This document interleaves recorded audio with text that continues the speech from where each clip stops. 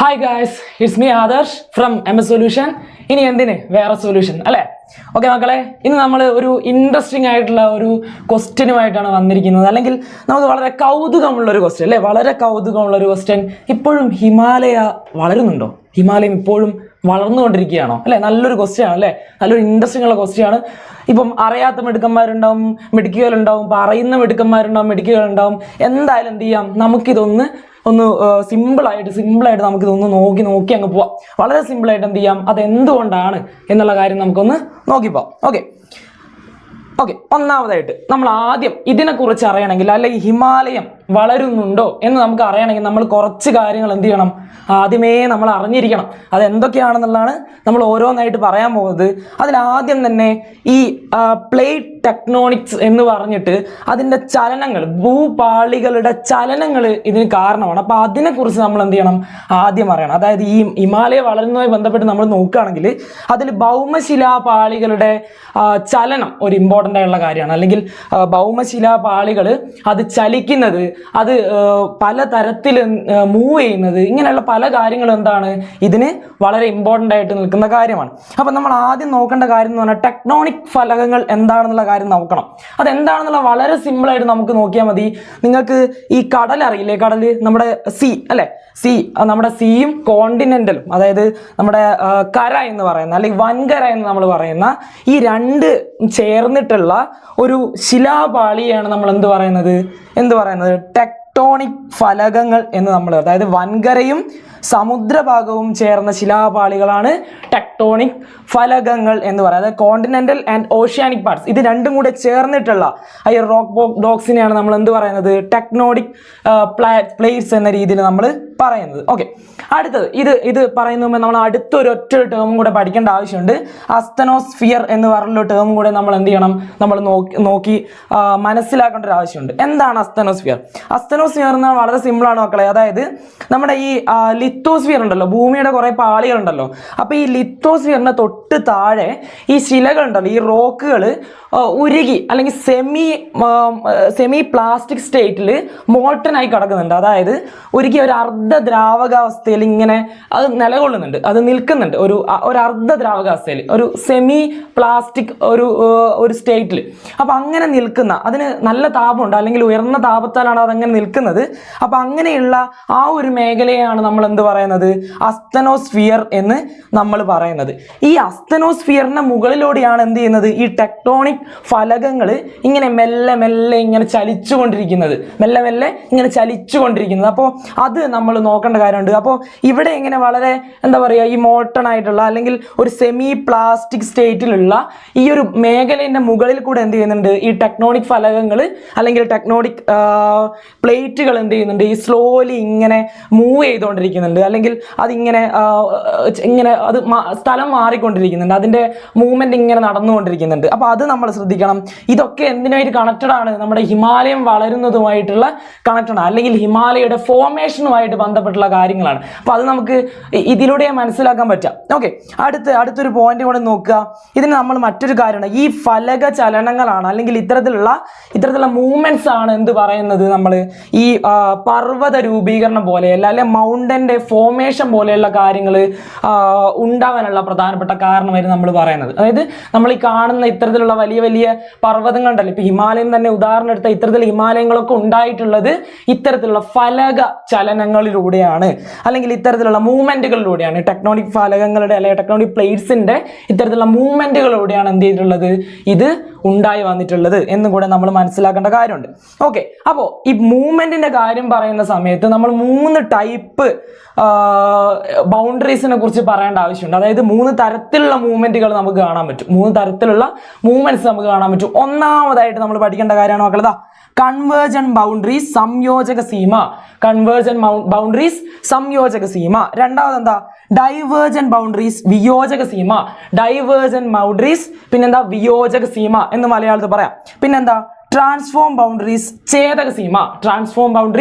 ഛേദക സീമ. ഈ 3 കാര്യങ്ങൾ പഠിച്ചാൽ അതിന്റെ മൂവ്മെന്റിനെ കുറിച്ച് നമ്മൾ പഠിച്ചു. അത് എന്താണെന്ന് നോക്കാം. എങ്ങനെയാണ് അതിന്റെ മൂവ്മെന്റ് വരുന്നത്? ഈ പിക്ചറിൽ നിങ്ങൾക്ക് കറക്റ്റ് ആയിട്ട് കാണാൻ പറ്റും. സംയോജക സീമനെ കണ്ടോ? അവിടെ ഏറോ മാർക്ക് കണ്ടോ? അത് അടുക്കുകയാണ് അല്ലെ. ആ പ്ലേറ്റുകൾ തമ്മിൽ അടുക്കുകയാണ്, അല്ലെങ്കിൽ ആ ഫലകങ്ങൾ തമ്മിൽ എന്ത് ചെയ്യാണ്? അടുക്കുന്നതായിട്ട് നമുക്ക് കാണാൻ പറ്റും അല്ലെ. ആ ഫലകങ്ങൾ തമ്മിൽ എന്ത് ചെയ്യാണ്? അടുക്കുന്നതായിട്ട് കാണാൻ പറ്റും. അതിനെയാണ് നമ്മൾ എന്ത് പറയുന്നത്? കൺവേർജന്റ് ബൗണ്ടറി അല്ലെ. കൺവേർജന്റ് ബൗണ്ടറി എന്ന് നമുക്ക് പറയാൻ പറ്റും. അതാണ് എന്ത് ഒന്നാമതായിട്ട് നമ്മൾ പറയുന്ന സംയോജക സീമ എന്ന് പറയുന്നത്. സംയോജിക്കുകയാണ് അല്ലെ, കൺവേർജ് ചെയ്യാണ്. അപ്പൊ ആ കൺവേർജന്റ് ബൗണ്ടറി എന്ന് പറയുന്നത് 2 പ്ലേറ്റുകൾ തമ്മിൽ അടുക്കുന്നതിനെയാണ് നമ്മൾ എന്ത് പറയുന്നത്? കൺവേർജന്റ് ബൗണ്ടറി എന്ന് പറയുന്നത്. പഠിച്ചില്ലേ? ഇനി ഇത് മറന്നുപോല. ഓക്കെ, ഇത് പഠിച്ചു നമ്മൾ. അപ്പൊ രണ്ടാമതായിട്ട് വരുന്നത് എന്താ? Divergent boundary. അതിന്റെ ഏറോ മാർക്ക് എങ്ങനെയാണ്? ഇങ്ങോട്ടാണ് പോകുന്നത് അല്ലേ. അതെന്താവാണ്? അത് അകലെയാണ് അല്ലെ. അത് അകലെയാണ്. അപ്പോൾ അതിനെയാണ് നമ്മൾ എന്ത് പറയുന്നത്? വിയോജക സീമ. അത് വിയോജിക്കാണ് അല്ലെ, ഡൈവേർജന്റ് ചെയ്യാണ് അല്ലെ. അതെന്ത് ചെയ്യാണ്? വിയോജിച്ച് പോവാണ്. പ്ലേറ്റുകൾ എന്ത് ചെയ്യാണ്? അത് അകന്നു പോകുന്നതായിട്ട് നമുക്ക് കാണാൻ പറ്റും. രണ്ടാമതും പഠിച്ചില്ലേ? ഒന്നാമതായിട്ട് എന്തായിരുന്നു? കൺവേർജന്റ് ബൗണ്ടറി എന്തായിരുന്നു അല്ലെ, സംയോജക സീമ എന്തായിരുന്നു? അതെന്ത് ചെയ്യാണ്? പ്ലേറ്റുകൾ അടുക്കുന്നതാണ്. രണ്ടാമത് നമ്മൾ നോക്കുമ്പോൾ കാണുന്നില്ലേ, ഫലകങ്ങൾ എന്ത് ചെയ്യാണ്? ഫലകങ്ങൾ അകലുന്നതായിട്ടാണ് നമ്മൾ കാണുന്നത് അല്ലെ. അകലുന്നതാണ്, അല്ലെങ്കിൽ അത് വിട്ടുപോവാണ്. ഫലകങ്ങൾ ഇങ്ങനെ വിട്ടുപോകുന്ന തരത്തിലുള്ള മൂവ്മെന്റ് ആണ് കാണുന്നത്. അതിനെയാണ് നമ്മൾ ഡൈവേർജന്റ് ബൗണ്ടറി, വിയോജക സീമ എന്ന് പറയാം. പിന്നെയാണ് എന്താ?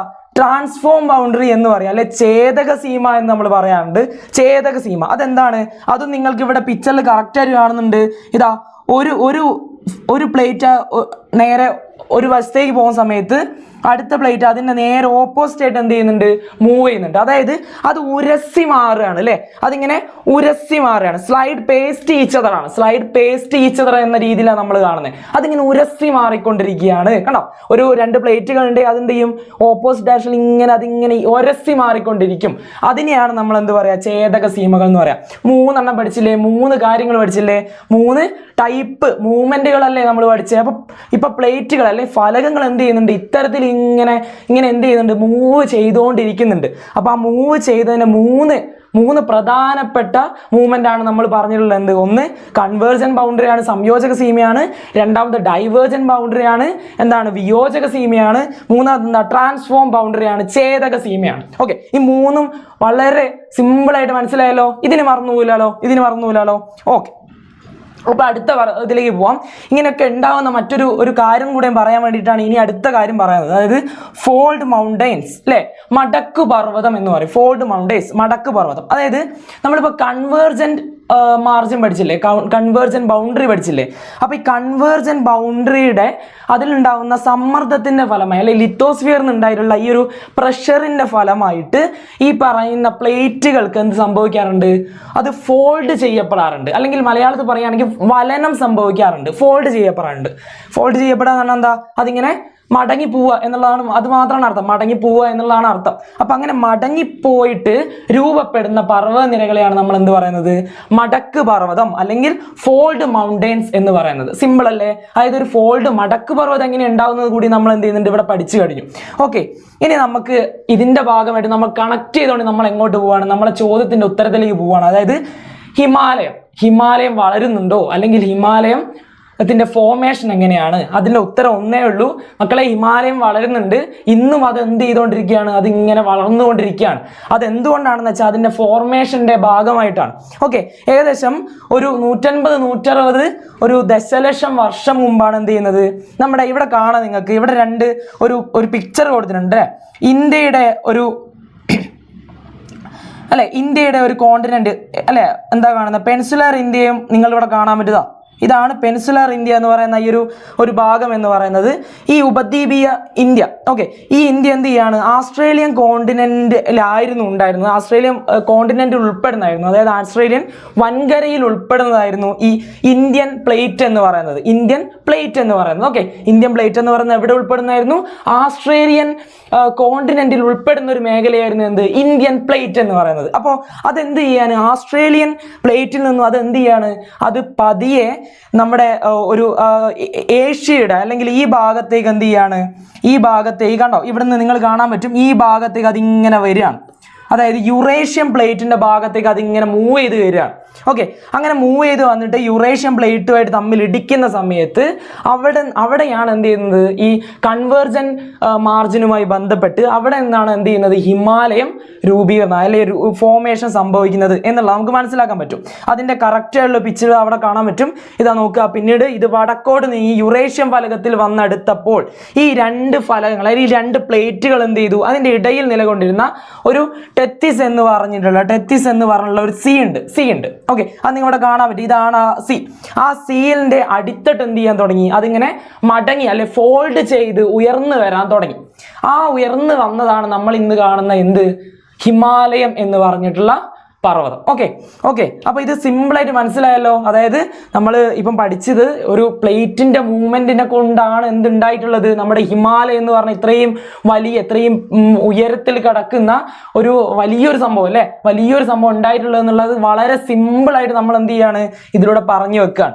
അപ്പോൾ മക്കളെ, ഇതിപ്പോ ഇത്രയും സിമ്പിൾ ആയിട്ട് നമ്മൾ എന്ത് ചെയ്തു, ഒരു കാര്യം പഠിച്ചു. ഇത് നിങ്ങളുടെ 9ാം ക്ലാസ്സിലെ, അതായത് നിങ്ങളുടെ ജോഗ്രഫിയിലുള്ള ഒരു ചാപ്റ്റർ ഉണ്ട് അല്ലെ, on the roof of the top അല്ലെ, എന്താണ് ഈ എന്താ പറയുക, ലോകത്തിന്റെ നെറുകയിൽ എന്ന് പറഞ്ഞിട്ടുള്ള ഒരു ചാപ്റ്റർ ഉണ്ട്. ആ ചാപ്റ്ററിൽ വരുന്ന ഒരു പ്രധാനപ്പെട്ട പോർഷനാണ് ഞാനിപ്പം നിങ്ങളോട് പറഞ്ഞു തന്നിട്ടുള്ളത്. അത് നിങ്ങൾ വളരെ സിമ്പിൾ ആയിട്ട് മനസ്സിലാക്കുകയും ചെയ്തിട്ടുണ്ടാവും അല്ലെ. അപ്പൊ നിങ്ങൾക്ക് ഈ ചാപ്റ്റർ മൊത്തത്തിൽ ഇങ്ങനെ സിമ്പിൾ ആയിട്ട് മനസ്സിലാക്കണം എന്നൊക്കെ തോന്നില്ലേ? അപ്പോഴെന്ത് ചെയ്യുക, ഇന്ന് രാത്രി നമ്മൾ എന്ത് ചെയ്യുന്നുണ്ട്, ഈ ചാപ്റ്ററിന്റെ ലൈവ് സ്റ്റാർട്ട് ചെയ്യാൻ പോവാണ്. അപ്പൊ എന്ത് ചെയ്യാം, എല്ലാ മക്കളും കൃത്യസമയത്ത് എന്ത് ചെയ്യുക, എല്ലാം റെഡി, മറ്റു കാര്യങ്ങളൊക്കെ മാറ്റി വെച്ചിട്ട് എന്ത് ചെയ്യുക, ലൈവിൽ പങ്കെടുക്കാം. നമുക്ക് വളരെ സിമ്പിൾ ആയിട്ട് നമുക്ക് കാര്യങ്ങളൊക്കെ പറഞ്ഞുകൊണ്ട് എല്ലാം അന്നേരം ചോദിച്ച് മനസ്സിലാക്കിക്കൊണ്ട് നമുക്ക് എന്ത് ചെയ്യാം, മുന്നോട്ടേക്ക് പോവാം. ഓക്കെ, അപ്പൊ ഇന്ന് ഇത്രയേ ഉള്ളൂ. നിങ്ങൾക്ക് എന്ത് ചെയ്യാം, ബാക്കി നമുക്ക് ഇന്ന് രാത്രി ലൈവിൽ നമുക്ക് കാണാം. Okay, by.